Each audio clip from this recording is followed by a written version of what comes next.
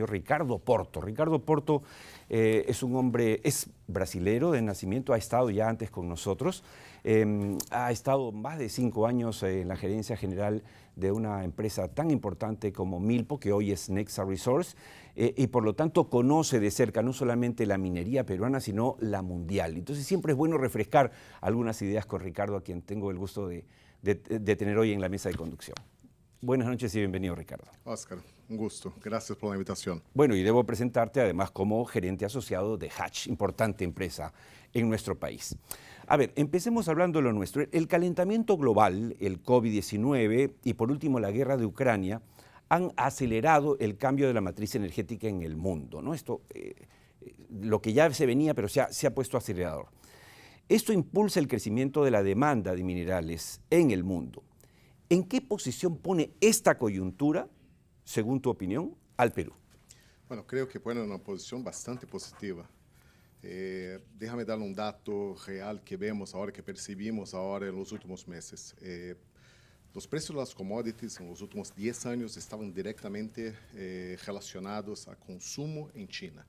O sea, cualquier dato que mostraba que el consumo disminuía, los precios caían, y cuando la demanda crecía, los precios subían. Lo que vemos ahora no es así. O sea, estamos viendo un periodo en que China está consumiendo menos, y aún así los precios de commodities de una forma general, y cobre en especial, sigue a un nivel bastante interesante. ¿Y por qué esto? Exactamente porque es una percepción del mercado que la demanda ahora no depende solamente de China. O sea, la demanda va a venir, la demanda ya está. La Unión Europea, por ejemplo, se ha convertido en un gran demandante de los servicios y de la nueva matriz energética. La Unión Europea, India, seguro, Estados Unidos. El presidente Biden ya comentó sobre la necesidad de poner cobre como una commodity estratégica en la matriz de consumo de Estados Unidos. Así es. Y todo eso lleva a, bueno, y Perú. O sea, Perú es el segundo mayor productor mundial y un país con un potencial de proyectos world class que no se ve en otras partes. Ahora, sobre esto, para compartir, siempre tú sabes que nos gusta compartir información con los televidentes para darles contexto. A ver, Newmont compró hace poco la empresa australiana Newcrest por 17.530 millones de dólares. Antamina anunció hace pocas semanas ampliar su inversión estimada en 1.500 millones a 2.000 millones de dólares para prolongar la vida de su mina. Y finalmente, Southern Peru Copper Corporation anunció en este programa, en la persona del director general de operaciones, Jorge Mesa, que estaban listos para invertir 2.000 millones de dólares en los próximos 2 años para ampliar la fundición y la refinería en Ilo. Y la pregunta es, ¿no son estas claras señales, digamos, claras muestras de lo que se viene en el sector minero mundial y peruano, y no deberían ser más bien la razón para ser optimistas en vez de desesperanzados y pesimistas como parecemos a veces? Seguro que sí. Déjame agregar 2 ejemplos más. O sea, tuvimos ahora la aprobación del permiso para el proyecto Zafranal de Teck. Tuvimos también, tenemos una nueva configuración para el proyecto La Granja, con la llegada de un nuevo inversionista, operador, que es First Quantum. O sea, el interés por Perú y la apuesta de Perú, la apuesta que las empresas o inversionistas tienen, que Perú es una potencia minera con mucha oportunidad de desarrollo, sigue. Y eso no va a cambiar. O sea, creo que los señales y los cambios de coyunturales tienen que cambiar, tienen que realmente ser más fuertes, porque la gente va a seguir invirtiendo en Perú. La cuestión toda es, ¿llegamos a toda la capacidad que Perú tiene de inversión o no? O sea, yo creo que esos señales son muy buenos, seguro son muy buenos, pero podemos tener más. Seguro podemos tener más. Tenemos otros proyectos. La presidenta Dina Boluarte, siempre salen, tú sabes, cada mes las encuestas, etcétera. Bueno, no le va muy bien en apoyo popular, más bien está mayormente desaprobada. Pero en el tema minero, ¿dirías que en estos pocos meses de gobierno, dirías que tú notas que hay cierta preocupación genuina del gobierno por apoyar el sector minero? Hubo un claro cambio en los últimos meses de la presidenta Boluarte y principalmente de su gabinete, de su premier, que desde PIDAC, o sea, desde febrero, la Convención Minera en Canadá dio un mensaje bastante fuerte, no solamente ese mensaje, como percibimos hoy que el gobierno ahora, y eso es un cambio, o sea, si comparamos con lo que vivimos en los últimos años, el gobierno volvió a ponerse como un árbitro claro, buscando soluciones relacionadas a los temas mineros, que es lo que necesitamos.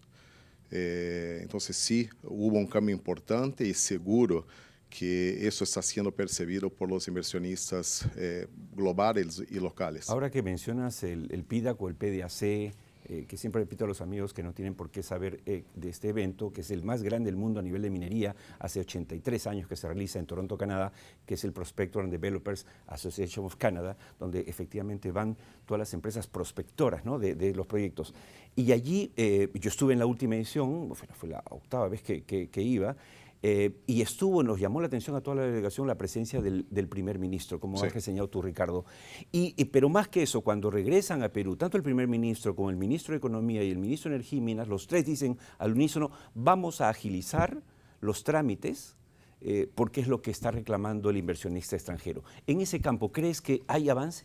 Sí, hubo avances. Eso no es algo que cambia rápidamente, pero ya hubo señales, o sea, ya hubo cambios, ya hubo un mensaje claro del gobierno de repensar la forma como la permisología que tenemos en Perú se ponga en práctica, se ponga en marcha. Yo creo que uno de los principales temas que necesitamos realmente pensar en Perú es realmente la cuestión también de la permisología en la fase de proyecto, o sea, en la fase de exploración minera.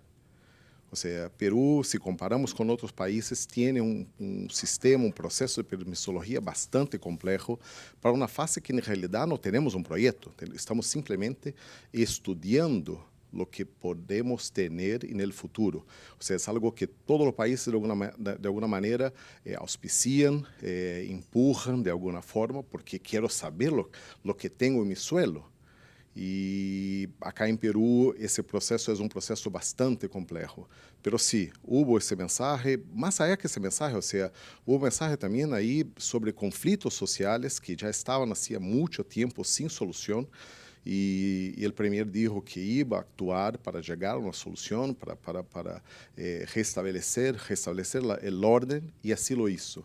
Entonces, seguro que esos mensajes fueron bastante potentes y percibidos por toda la comunidad minera, por así decir. Se ha dado un fenómeno, conversamos hace poco con una experta que además vive hace 20 años entre Hong Kong y Taiwán, García Herrero, y nos habló claramente de esta rivalidad y esta guerra comercial, que no es con disparos, pero es una guerra comercial entre Sí. China y los Estados Unidos, y además específicamente por los metales estratégicos. ¿Cómo podríamos sacarle en el Perú provecho a esa coyuntura? Yo creo que Perú tal vez sea uno de los actores que más puede aprovecharse de esa situación. Primero, Perú siempre fue un país que se puso en una posición independiente. Entonces, no es un país que tiene lazos con Asia y va a seguir teniendo, pero al mismo tiempo está en Sudamérica, está en el continente americano.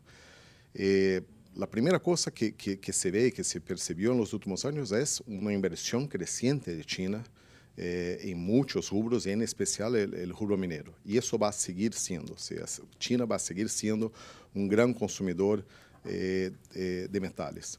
El segundo tema es que con la guerra, y ahí hablo de guerra de Ucrania, hubo una percepción mundial que necesitamos reevaluar geográficamente cómo está establecido la producción del mundo. O sea, la verdad es que en los últimos años la producción industrial fue a China. Y ahí por dos motivos. Un motivo geopolítico, o sea, la situación entre Estados Unidos y China, y otro también por un tema logístico, por así decir. Lo que está pasando es, algunas fábricas están estableciendo aún en Asia, pero en otros países, y estamos hablando mucho del concepto de nearshoring, o sea, traer de vuelta, regresar las fábricas más cercano a ese lado del mundo. Exacto. Y es claro que Perú puede aprovechar mucho de esto. No solamente Perú, creo que toda Sudamérica puede aprovechar bastante. Y es eso, Perú tiene una posición geográfica bastante interesante, porque puede seguir siendo un socio estratégico de los países asiáticos y Exacto. tal vez... No tiene por qué pelearse, o sea, no hay blanco y negro acá. El Perú está en una posición, coincidimos, Ricardo, en que puedes hablar con Biden y con la administración americana y puedes sacar lo mejor de ella, y también con la China, y ninguno podría condicionarnos, no podrían simplemente hacerlo porque los dos necesitan lo que tenemos bajo tierra. Solo nosotros tenemos, exactamente. Eso es una gran oportunidad. Vayamos a un punto concreto. Tú eres desde hace algunos meses director independiente de la mina Cobriza. La mina Cobriza, que ha sido adquirida, para que sepan los televidentes, hace pocos meses en un proceso transparente y muy bueno finalmente por el grupo Dyer, que conocemos que ha estado y está en el campo pesquero, en el campo agrícola, y que ahora incursiona en minería. Sin querer infidencias, ¿cómo va el proceso? ¿Cómo está esa mina Cobriza? Veio de uma forma bastante positiva. Creo que podemos ser, essa empresa pode ser em pouco tempo uma empresa referente. Não é uma empresa, desde o ponto de vista de produção, que vai ser uma empresa de grande produção, pero que pode ser um referente em termos da forma como gestiona a paz social, a forma como gestiona deixar los beneficios de la minería donde estamos. O sea, la verdad es que las comunidades que están ahí afectadas por la operación, que fueron afectadas por la falta de operación, por la falta de inversión por muchos años, percibieron que retomar esa mina es muy importante para ellos. Entonces, estamos ahí buscando realmente reactivar la mina de una forma distinta, y creo que eso es bueno para todo o setor mineiro. Ou seja, mostrar que há formas, e aún mais que o grupo inversionista é um grupo que, como comentaste, vino de outro rubro. Então, você tem muito a agregar de uma mirada, de uma forma de trabalho de outros rubros. Então, estou particularmente bastante impressionado com o que estamos fazendo, e seguro que cada projeto hoje, Oscar, tu sabes disso, cada projeto hoje é uma oportunidade de mostrar que se pode fazer uma mineria distinta, melhor. E não vai ser diferente, creio que incluso vai ser melhor nesse projeto. Claro, y estamos hablando de una zona netamente minera como es Junín, donde la gente estaba esperando efectivamente que se reactivara, que se solucionaran los problemas, y nos alegra que este grupo peruano haya llegado ahí y que cuente gente como tú en el directorio, que es importante para, digamos, tener luces sobre cómo hacer el mejor trabajo posible en el sector. Antes que nos gane el tiempo, ¿cuál dirías que es el mayor reto de las empresas mineras que operan en el Perú, sin importar nacionalidad, para prevenir posibles conflictos sociales? Yo creo que el principal enfoque que debemos tener ahora para la gestión de conflictos es imposible mantener una agenda de corto plazo. Necesitamos, y cuando digo necesitamos, no solamente las empresas, los gobiernos locales y el gobierno central necesitan tener una mirada coordinada y de mediano y largo plazo. Porque si no, salimos de un conflicto y llevamos a otro, porque estamos siempre discutiendo pequeños puntos de negociación, al invés de tener una mirada. Claro, lo que yo digo, nos preocupamos en la fiebre y olvidamos la infección. Así es. Hay que atacar la infección, Así es. las raíces del problema. Y no es diciendo que son resentidos sociales o que son terroristas como vamos a solucionar esos problemas. Por supuesto que hay delincuentes también, por supuesto que hay gente que no quiere la minería, pero hay mucho de reclamo que se puede, digamos, trabajar, que se puede encauzar. O no, en tu experiencia en el Perú de por lo menos 8 años, en Nexa, tú lo has podido ver personalmente. La verdad es, hay un grupo pequeño que hace mucha bulla, pero gran parte de la población tiene intereses y quiere tener en la minería una palanca de crecimiento para ellos, para sus hijos, para la región, y ven de esta forma. Entonces es un tema de cómo comunicamos mejor y cómo garantizamos que los beneficios de la minería quede en la área donde estamos. Ese es el gran reto que, como comenté, es un reto coordinado entre las instancias del gobierno y las empresas. O sea que dirías, para terminar, que no estamos locos en tierra adentro cuando decimos tercamente todos los domingos que el Perú es un país con grandes oportunidades a pesar de sus problemas. Que, vamos, ¿qué país no tiene problemas? Váyanse a Argentina. Hay una inflación, ¿no es cierto? El dólar está por las nubes. Vayan a Bolivia, vayan a Colombia de Petro, vayan a México de López Obrador. ¿En qué país? Yo siempre digo en broma, ¿cuándo hemos sido Suiza nosotros?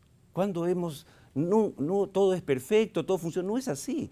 Pero, vamos, en serio, ¿crees tú, como un brasileño que ya es casi adoptado por el Perú, pero que ha visto y que ve desde fuera el sector, que vale la pena hacer este esfuerzo? Bueno, Oscar, hace un año y poco yo tuve la oportunidad de volver a Brasil y mi decisión fue quedar.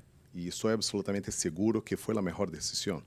O sea, cuando comparo de una forma fría, cuando comparo las oportunidades que tenemos en Perú con las oportunidades en la región, o mismo en otras regiones mineras alrededor del mundo, estoy absolutamente seguro que Perú es la mejor opción. Estoy absolutamente seguro que en poco tiempo podemos tener varias noticias buenas que van a mostrar que se puede desarrollar proyectos y que se puede generar todos los beneficios que buscamos para el pueblo peruano. Entonces, es por eso que estamos acá, todos. Estupendo, estupendo. Muchas gracias por estar con nosotros esta noche y seguramente volveremos a conversar más adelante. Gracias, Ricardo. Gracias, Oscar.